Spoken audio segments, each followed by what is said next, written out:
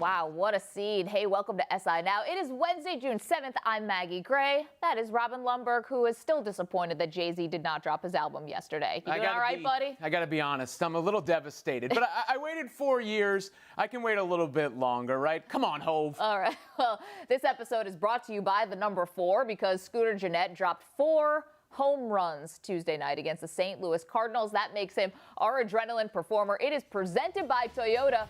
Let's go places. Robin, 17 major leaguers have done this, 4 home runs in a game. The funny thing is, Gennett was like the last guy you'd expect to do it, considering over the last 5 seasons, before last night, he had hit 39 career home runs. Not exactly Mr. Masher, Mr. Slugger, but then again, you get hot on the right night. Yeah, I mean, it really came through on that night. It was 5 for 5, 10 RBIs. I mean, it is the kind of night that belongs in a short list of conversations. Yeah, so let's talk about it. Where does Gennett's performance rank on the list of great offensive outings? Take a look.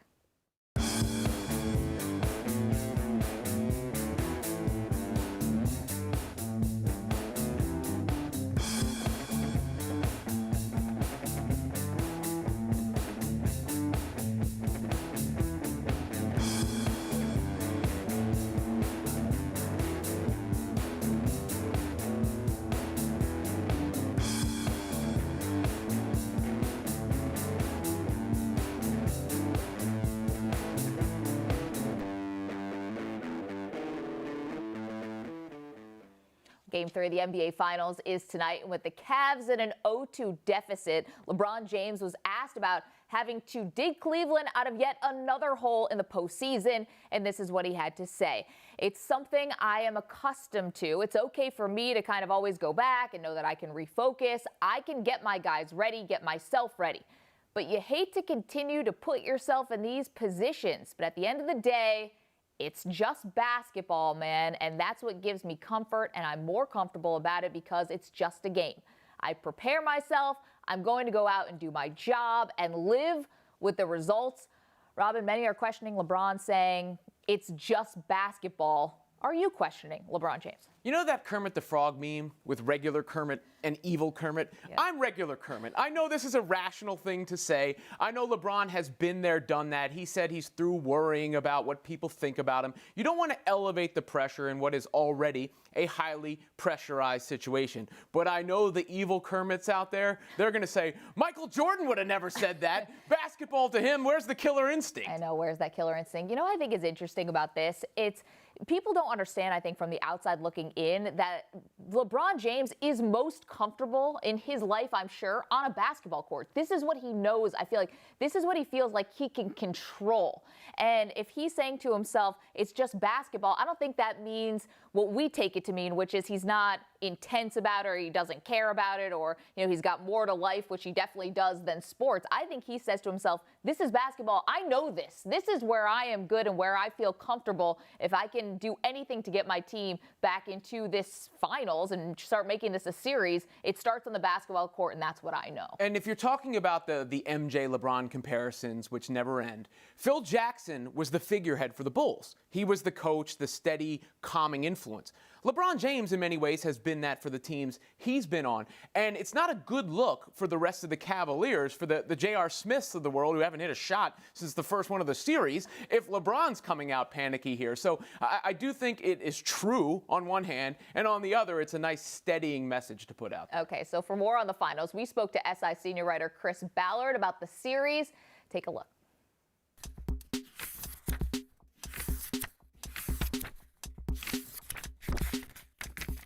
The Warriors won Game 2 by 19 points. And again, Kevin Durant and Steph Curry, well, they were the story. But let's not forget about Klay Thompson, who broke out of a shooting slump by scoring 22 points on 8 for 12 from the field. Let's now bring in SI senior writer Chris Ballard, who's spent a lot of time around the Warriors. Chris, Klay, he's known for being stoic. When he's struggling, how much do you think it really bothers him, and what does he do to get out of the slump? The thing about Klay is part of his effectiveness comes from the way he views the game very simply. His shot is methodical, it's replicable. His mindset is not a high drama guy. That's why this was partly so interesting to see. He had a little bit of a slump at the start of the regular season. And then to come to the playoffs, really, it's been since early in the Blazers series when he had a good shooting game. And obviously 3 of 16 in game 1. So he's getting all this advice now.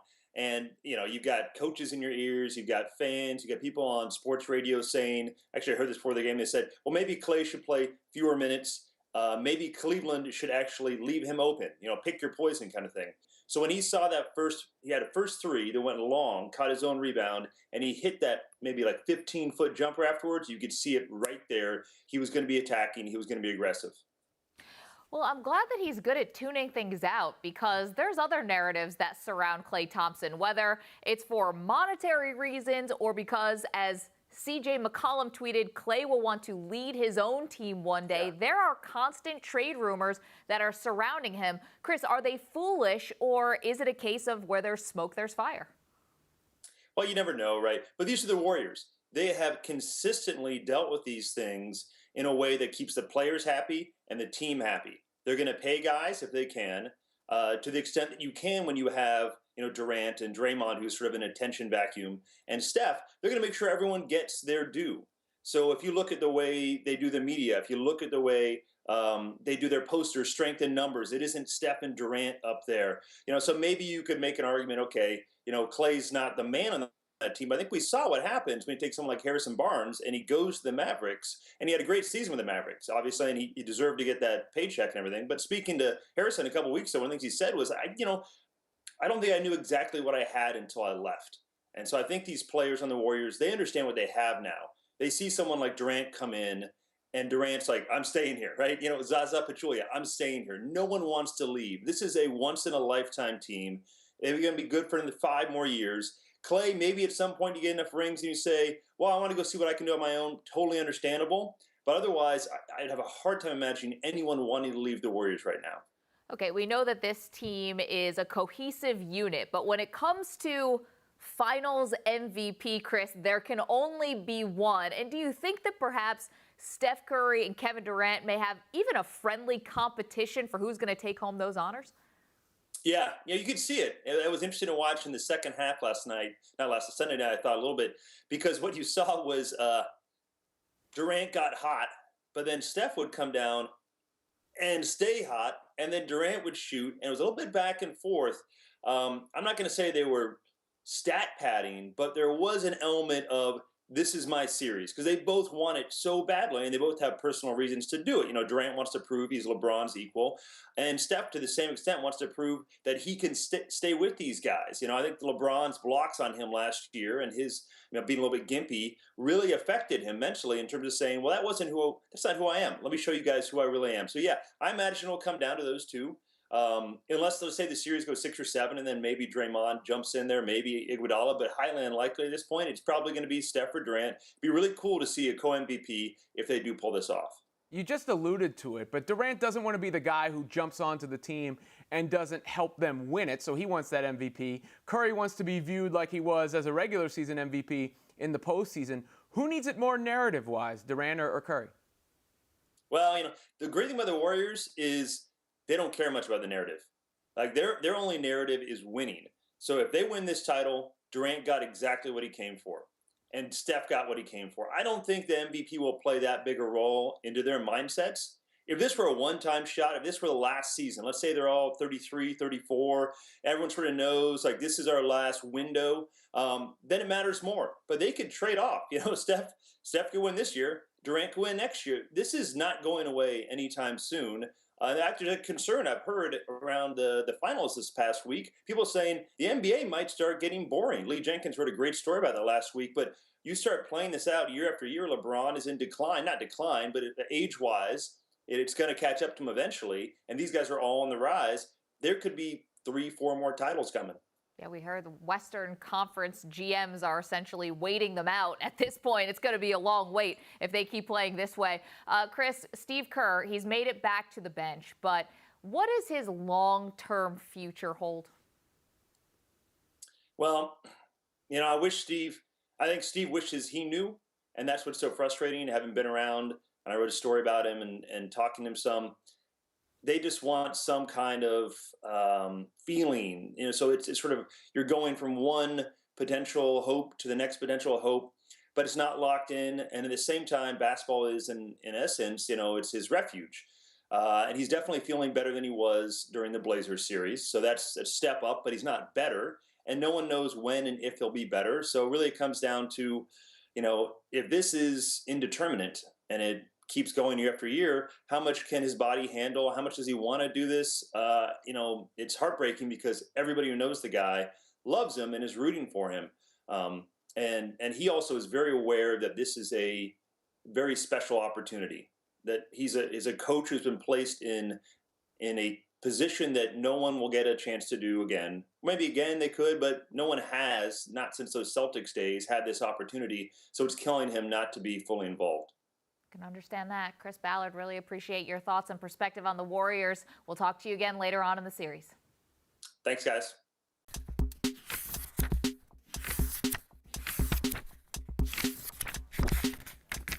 Well, we all know what this Warriors team has done under Steve Kerr. Sometimes it feels like their excellence on defense, though, gets lost because they're such an offensive juggernaut. That isn't something Kerr takes credit for, however, instead giving it to his predecessor Mark Jackson. Too humble, Maggie? I don't think anyone can take credit for defense except for the players. Defense is about desire and effort, and you can try to instill that sort of culture and really drive home that defense matters, but at the end of the day, it's on the players on whether or not they want to play defense or whether or not they want to mail it in. Honestly, I think that Steve Kerr is saying this. First of all, he knows his job is not in jeopardy and that Mark Jackson isn't going to come back and take it. And secondly, I think it's a bit of a makeup call for Steve Kerr. When he first got the job, he said that he had to go back to the fundamentals with the Warriors, passing drills, things that we are not associating with NBA teams. And I think perhaps maybe that was a shot at Mark Jackson. And by saying that he credits him for defense might be a way to make it right. There is a group out there that wants to retroactively credit Jackson for everything that Kerr and the Warriors have done. And you have to pump the brakes a little bit there, though. You go back and watch some of those old Warriors games and the isolation post-ups they were running for Klay Thompson at the elbow. Things like that they don't do anymore. And that's the kind of stuff that Kerr deserves a lot of credit for. I think even Mark Jackson would say they're a better team now. And I think you can give Mark Jackson credit for bringing them together and maybe getting personalities all on the right page. Maybe that's more about Bob Myers, the general manager. Maybe they can split the credit there. But Kerr was like the finisher. He was like sealing the deal for it. And obviously it's about the players. But little did you know, Robin, there is another basketball tournament that is going on right now. It's the National Senior Games in Birmingham, Alabama. Oh, yeah. So what does hoops look like when it's played by 80-year-olds? Oh, it's good. Watch this. I'm Dan Toomey, and I'm going to be playing basketball at the Senior Games. Oh, and I am 80 years old. It really is sometimes very difficult to break old habits or not to develop the really good habit. With shooting, it's really important to develop that correct form. You really should work on those fundamentals. There you go. That's what I want to see. Going to the Senior Olympics is a real social event, a team event. It's not always all about winning. It's about participating. We play a fast, aggressive game. I love those players that really show athletic ability and teamwork. I don't really always like the moves Steph Curry and other star players make because I can't do them. But I keep trying. There you go. Curry! Here's both an old and new story. The Jets are losing. Hey. And the season hasn't even started yet. Well, they're losing players at least. They've released linebacker David Harris. They now plan to part ways with receiver Eric Decker. But is losing actually in their plans? Would tanking be a smart move for the Jets? Listen, we're going to see if it's going to be a smart move. This is really a basketball play that we're going to see now in the NFL arena. And I'm really curious because, obviously one person can affect a football team, and that person being a quarterback in terms of not just their play, but enticing other players to want to come and be a part of the organization. This is like the Patriots playbook right now.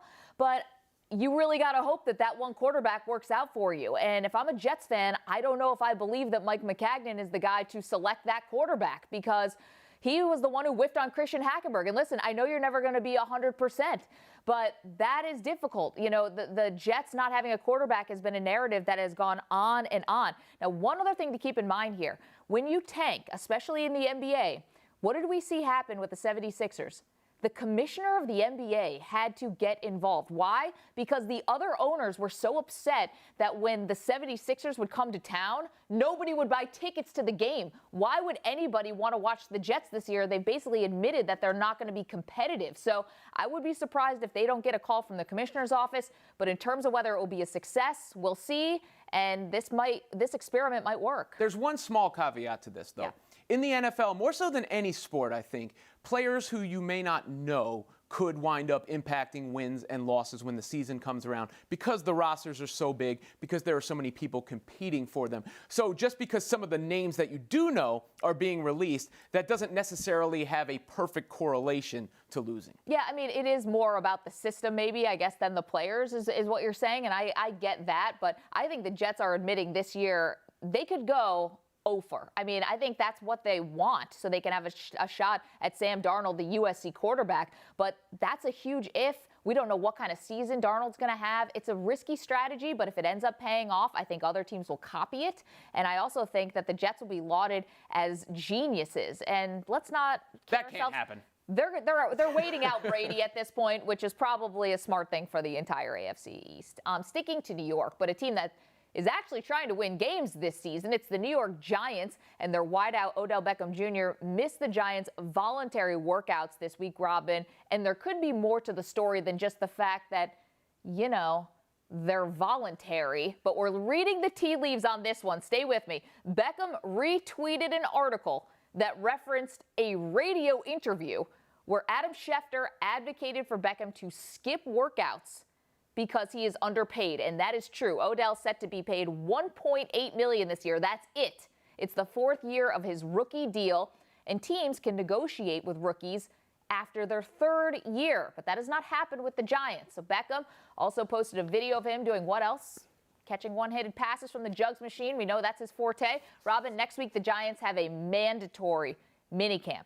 If you're Odell, and if you are upset by the contract, are you showing up? You know what? I think I am, even if I am upset by the contract. And it's a good strategy contractually, but Odell Beckham, we're getting to the point whether it's his fault or not, if we're talking about boat parties or hissy fits against equipment on the sidelines, whatever it may be, where his name is almost becoming bigger for some of the stuff off the field, when on the field he's sensational. So I might be trying to do a little bit of damage control and showing up and saying, hey, look, I am going to be a leader for this team. I do care about what we do, and I'm showing up for voluntary camp. Okay, if I'm Odell Beckham Jr., there's no way I'm showing up unless the Giants are going to come to the table and give me a new contract. We've seen from Darrelle Revis, he has played this perfectly throughout his career. It is so rare in the NFL that you have leverage. Odell Beckham has leverage, especially in a sport that is as brutal as football where there are no guarantees.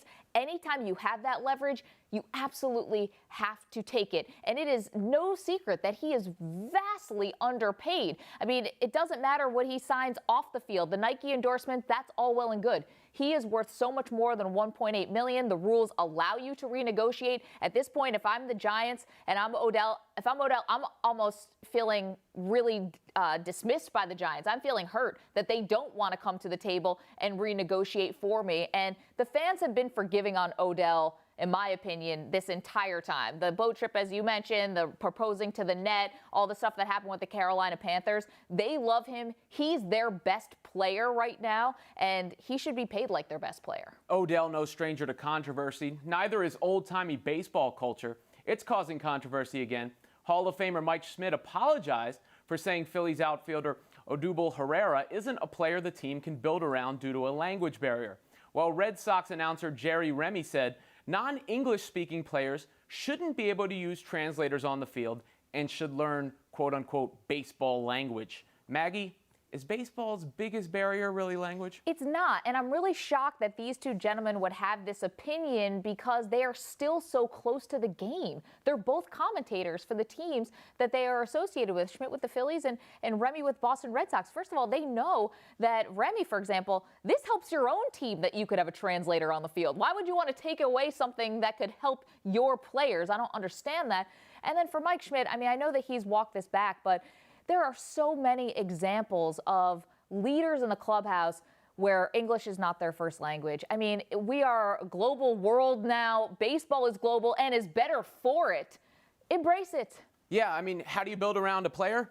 That player has to be a great player. That's really what matters, not what language he speaks. And really what you're doing is telling on yourself a little bit. Because even if this is somewhere in your thought process, even if you have a justification for it, if it's the thing you feel the need to publicly go out there and say, we can't build around a guy because of the language, or you can't have this translator out there, why is that at the forefront of your mind? I don't know. And also, really, what is the incentive for a baseball player who is maybe not comfortable with their English or doesn't know a lot of English? What's their incentive to even get better at English and then have to answer questions from the media in the clubhouse? Now, I'm not trying to say the players shouldn't answer questions from people like me and you, but honestly, there have been players like Ichiro Suzuki, like Cespedes, who have basically said, I don't speak English that well. I don't feel comfortable speaking English. So reporters will, in some cases, bypass them to a native English speaker when they want to get quotes on anything. I mean, from what Mike Schmidt said yesterday to Colin Kaepernick, who knows, anything that happens in the sports arena.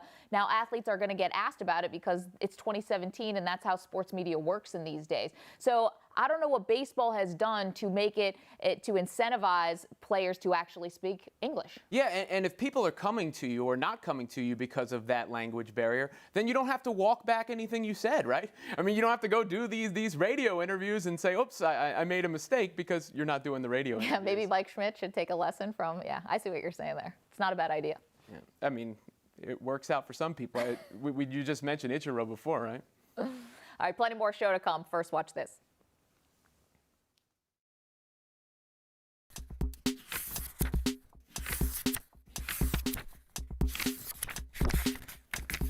One Michigan State football player may be facing life in prison. Two others could be facing 15 years each behind bars after they were charged with sexual assault earlier this week.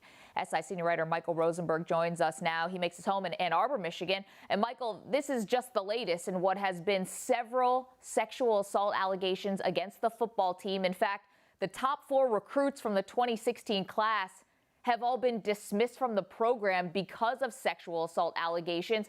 What is the feeling like in the state of Michigan today? Well, there's no doubt this is a crisis time for Michigan State and for Mark D'Antonio, the head coach. And I think sometimes these things blow up to where we just start throwing every possible allegation, not just obviously the criminal allegations, but as far as cover up and all this stuff. There's no indication right now of any of that. But what we do know is that they have had 5 players from one recruiting class, including Keith Mumphrey, who was dismissed last year, who have been accused of sexual assault. Obviously, 1 is too many, but when you have 5 in one class, you have to take a deep, hard look at who you're recruiting and what you're telling them.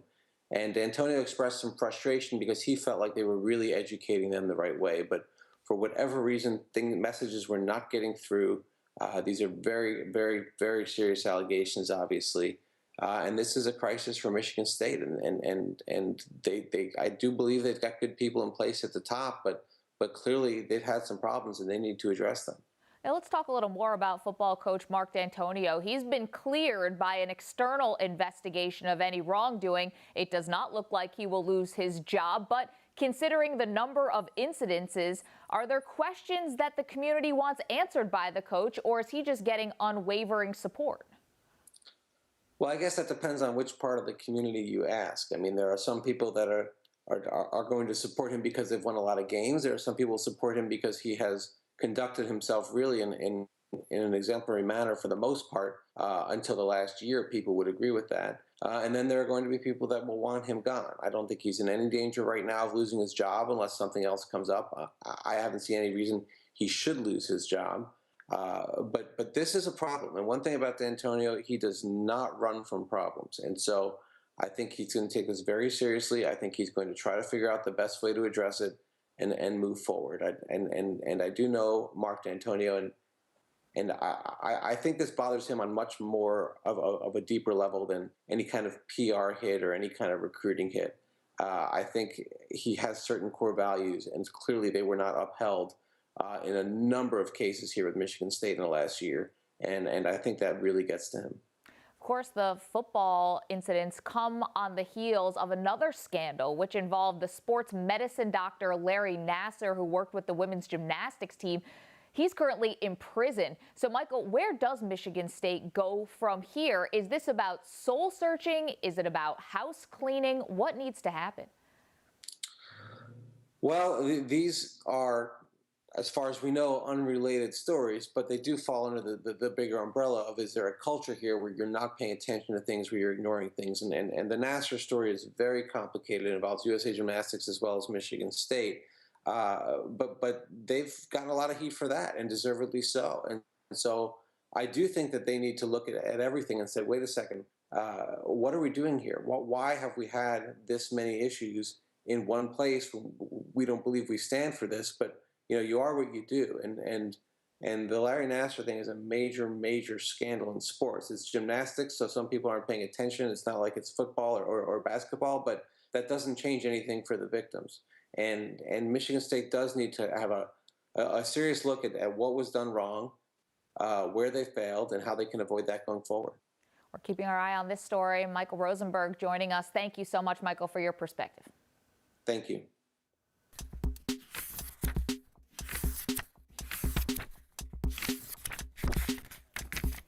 Maggie, I don't know if you know this. I probably don't. One Kanye West once said, if Nike ain't have Drizzy Man, they wouldn't have nothing.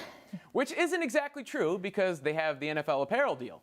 But that can't stop Mr. West from designing high school football uniforms, as according to TMZ, he wants to tailor Calabasas High. He does have a song called Homecoming, after all. Would you want your school to sport easy threads? First of all, go Coyotes. Second of all, I don't think they really need any updating whatsoever. And if I'm part of that Calabasas high school athletic community, I don't want Kanye redesigning my outfits. When his clothing line came out, it reminded me of one thing: the Derelict campaign from the movie Zoolander, and Mugatu playing a trick on everybody. It looked like apocalyptic homeless wear. I feel like I'm taking crazy pills. Yeah, exactly. I do. Oh, thanks for the Photoshop, guys. It's beautiful. No, I don't want Kanye anywhere near my school uniforms until he proves to me that he can actually design a really great uniform, something that would actually, is it going to breathe? What the material's going to be? It's not just about how it looks, Robin. It's about how it performs. You've put a lot of thought into this. I did. Yeah, I'm looking out for the people of Calabasas High.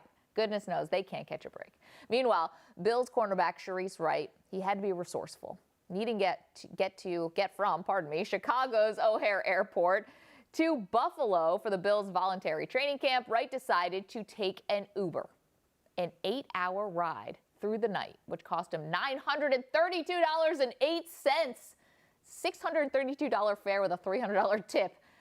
Robin, is this crazy or is this commendable? This is mad commendable. I love this. First of all, I want money for two reasons, right? Security and convenience. This is the convenience aspect. Obviously, he couldn't catch a flight, so he didn't want to drive himself by renting a car. He gets to crash in the back of an Uber. And then he tipped the guy $300. So what's to dislike about this? We're not his account manager. He's making NFL money. Do you? I love this, and I would take it a step further. He was great. He was generous with the tip. Obviously, Uber drivers got to drive back. It's not like he can start picking up fares in Buffalo and just relocate. I think the Bills should do the right thing here and pick up the tab. I mean, the guy drove through the night to make it to training camp. He wants to prove, if that doesn't prove that he is committed to the team and wants to make the team, I don't know what else will. Buffalo, do the right thing. Pagulas, do the right thing. Pick up the tab. People forget, Buffalo is basically Canada. It is, yes. Well, I'm from up there, so it's kind of like Canada. So it's a little bit different. Yeah, $900 Uber. What's the most you ever spent on an Uber? I think I spent about $200 once. I had to go to upstate New York. Okay, what'd you tip? You didn't go to Buffalo, did you? I hate to say this publicly. I don't think I tipped. It was, I didn't realize you do that in the Uber. Yeah, I should have tipped. Do you tip on takeout, by the way? I've had this problem You tip on takeout? Isn't that the point of takeout?